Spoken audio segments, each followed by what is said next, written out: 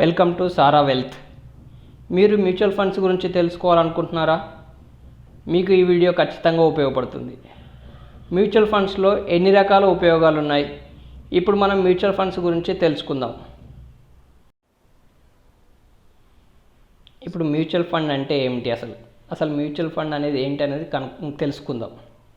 Mutual fund అనేది పెట్టుబడిదారుల నుండి డబ్బులను సేకరించి స్టాక్స్ రూపకంలో కానీ, బాండ్స్ రూపకంలో కానీ, సెక్యూరిటీస్ రూపకంలో కానీ ఒక ప్రొఫెషనల్ ఫండ్ మేనేజర్తో ఇన్వెస్ట్మెంట్ అనేది చేపిస్తుంది. పెట్టుబడిదారులు ఇన్వెస్ట్మెంట్ చేసిన డబ్బును బట్టి వాళ్ళు ఇన్వెస్ట్మెంట్ చేసిన అమౌంట్కి యూనిట్స్ అనేది అలర్ట్ అవుతూ ఉంటాయి. సో మనం ఇప్పుడు పైన చెప్పుకున్నట్టుగా స్టాక్స్, బాండ్స్, సెక్యూరిటీస్ గురించి ఏవైతే మీకు డౌట్స్ ఉన్నాయో ఆ డౌట్స్ని మనం నెక్స్ట్ వీడియోలో క్లియర్గా మాట్లాడుకుందాం. ఇప్పుడు మనం మ్యూచువల్ ఫండ్స్లో ఏమేమి బెనిఫిట్స్ ఉన్నాయో తెలుసుకుందాం. దీంట్లో ఫస్ట్ వన్ వచ్చేసి diversification, professional fund management, affordability, liquidity and risk and capacity.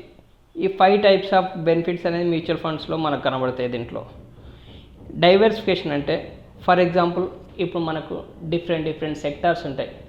నార్మల్గా చూసుకుంటే మనం ఫార్మా సెక్టర్ కానివ్వచ్చు, బ్యాంక్ సెక్టర్ కానివ్వండి, ఆటో ఇండస్ట్రీ కానివ్వండి, లేదంటే ఆయిల్ సెక్టర్ కానివ్వండి. ఇందులో సెక్టార్ వైజ్గా మన స్టాక్స్ అనేది మనకు అలర్ట్ అయిన యూనిట్స్ అనేది డైవర్సిఫికేషన్ అనేది మన ఫండ్ మేనేజర్ చేస్తూ ఉంటాడు. ఇది చేయడం ద్వారా ఏమవుతుందంటే మనకు రిస్క్ రివార్డ్ రేషియో అనేది యావరేజ్ బేస్డ్గా ఉంటుంది. అంటే కొన్నిసార్లు ఒక్కొక్క సెక్టర్ పర్ఫామ్ చేయొచ్చు, ఒక్కొక్క సెక్టర్ చేయకపోవచ్చు. ఇప్పుడు మనం లేటెస్ట్గా చూసుకుంటే పిఎస్యు సెక్టర్స్ అనేది బాగా పర్ఫామ్ చేస్తున్నాయి. సో అట్లాంటి టైంలో మన పోర్ట్ఫోలియో అనేది ఎక్స్టర్నల్ గెయిన్స్ అనేది క్రియేట్ చేయడానికి ఛాన్సెస్ ఉంటుంది.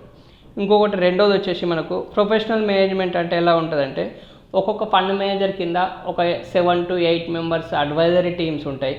ఏవైతే ఒక్కొక్క కంపెనీకి సంబంధించి వాళ్ళ అడ్వైజర్ రిపోర్ట్ తీసుకొని ఏ కంపెనీ వాళ్ళ ఎబిటా ఎంత జనరేట్ చేస్తున్నారు, పిఈ రేషియో ఏమైతే ఉన్నాయి, ఆ కంపెనీ యొక్క దాదాపు ఒక 10 years 15 years పర్ఫార్మెన్స్ తీసుకొని ఫండ్ మేనేజర్స్కి అనేది ఆ రిపోర్ట్ అనేది ఇస్తూ ఉంటారు. సో ఫండ్ మేనేజర్ అనే అతను ఆ రిపోర్ట్ తీసుకొని ఇన్వెస్ట్మెంట్స్ అనేది స్టార్ట్ చేస్తూ ఉంటాడు. మన యొక్క పోర్ట్ఫోలియో అనేది ప్రొఫెషనల్ ఫండ్ మేనేజర్స్ వాళ్ళు ఆ విధంగా డైవర్సిఫికేషన్ చేస్తూ ముందుకు తీసుకెళ్తారు.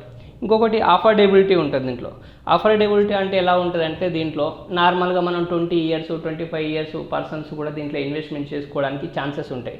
అంటే వాళ్ళకు వచ్చేసి ఇప్పుడు మనకు పార్ట్ టైం జాబ్స్ చేసుకున్నా, లేదంటే ఏదైనా పాకెట్ మనీ రూపకంలో ఉన్న మినిమం 500,000 రూపీస్ కూడా మనం దీంట్లో ఇన్వెస్ట్మెంట్ చేసుకోవడానికి ఉంటుంది. మినిమం 500 to 1000 రూపీస్ నుంచి అప్ టు 1 crore వరకు కూడా ఇన్వెస్ట్మెంట్ అనేది చేసుకోవచ్చు దీంట్లో.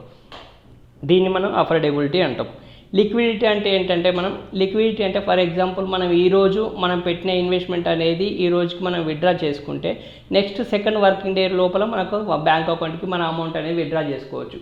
ఈ రకమైన లిక్విడిటీ అనేది మనకు ఒక మ్యూచువల్ ఫండ్లోనే ఉంటుంది తప్ప మిగిలిన కంపేర్ టు రియల్ ఎస్టేట్ చూసుకున్నా, లేకపోతే ఇంకా వేరే సెక్టర్లో చూసుకున్నా కూడా లిక్విడిటీ అనేది ఇంత తొందరగా మనం తీసుకోలేకపోవచ్చు వేరే ఇన్వెస్ట్మెంట్లలో.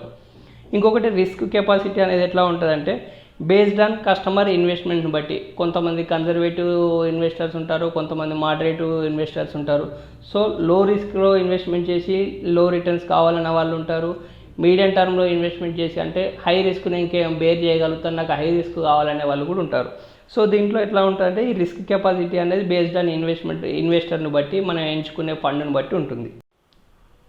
మనం ఇప్పుడు మ్యూచువల్ ఫండ్స్ ఇన్వెస్ట్మెంట్లో టిప్స్ మాట్లాడుకుందాం. ఫస్ట్ ఆఫ్ ఆల్ మీ ఆర్థిక లక్ష్యాలు టైం పీరియడ్ని ఎంచుకోండి. అంటే మనం ఎన్ని సంవత్సరాల పాటు ఇన్వెస్ట్మెంట్ చేయాలి అనేది మీరు ఫస్ట్ సెట్ చేసుకోండి ఒక లిమిట్ అనేది. నెక్స్ట్ సెకండ్ వన్ రిస్క్ను తగ్గించుకోవడానికి వివిధ రకాల ఫండ్స్ని ఎంచుకోండి. థర్డ్ వన్ వచ్చేసి కన్సిడర్ యువర్ రిస్క్. మీకు అనుకూలంగా ఉండే మార్కెట్లో ఏవేవైతే మనకు ఫండ్స్ ఉన్నాయో ఆ ఫండ్స్ని ఫస్టే సెలెక్ట్ చేసుకోండి. ఈ రకమైన ఈ 3-4 టిప్స్ మనం కనుక పాటించినామంటే మ్యూచువల్ ఫండ్స్లో మనం మంచి ఎర్నింగ్స్ అనేది చేసుకోవచ్చు. నెక్స్ట్ వీడియోలో మనం ఎన్ని రకాల ఫండ్స్ మార్కెట్లో ఉన్నాయి, ఎంత అమౌంట్తో ఇన్వెస్ట్మెంట్ అనేది చేయొచ్చు, ఏ ఫండ్స్ ఎంతవరకు రిటర్న్స్ జనరేట్ చేసినాయి, తర్వాత పైన మాట్లాడుకున్నట్టుగా స్టాక్స్, బాండ్స్, సెక్యూరిటీస్ అంటే ఏంటి అని చెప్పేసి నెక్స్ట్ వీడియోలో మళ్ళీ కలుద్దాం. Thank you. Please share and subscribe.